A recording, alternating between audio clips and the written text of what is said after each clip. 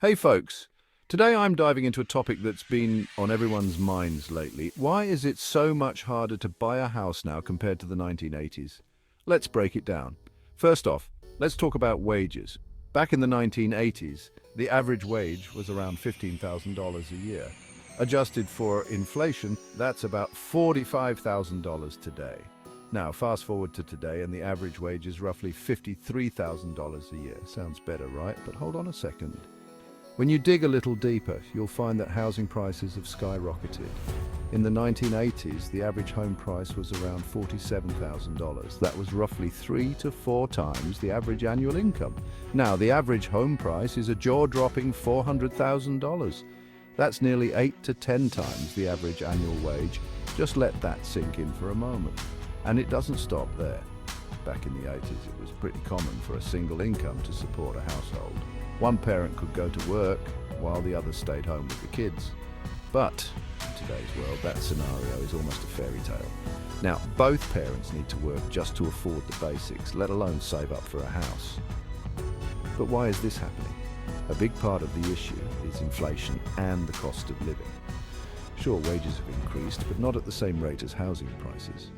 We're seeing a massive gap between income growth and home price growth. Let's not forget about debt, student loans, credit cards, car payments. All these add up. Back in the 80s, the average debt load was much lower, giving families more financial flexibility.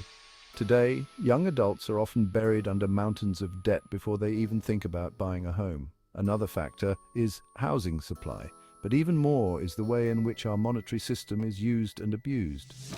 Governments continue to debase the currency we all use. The more money they print and create, the less buying power we have.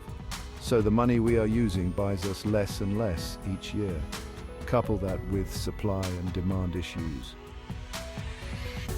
There just aren't enough homes to meet demand. In the 80s, there was a boom in home construction, but today the pace has slowed down. Fewer homes on the market mean higher prices. So, what can you do if you're looking to buy a home in today's market? First, be prepared to save more for a down payment. Cut unnecessary expenses and create a solid budget. Second, consider different locations. Sometimes moving a little further from the city can mean much more affordable housing. Lastly, stay informed. The more you know about the market, the better decisions you can make. Buying a home today is definitely more challenging, but it's not impossible. With the right strategy and a bit of patience, you can still achieve that dream of home ownership. Thanks for watching, and don't forget to like, subscribe and hit the bell icon for more insights. Catch you in the next one.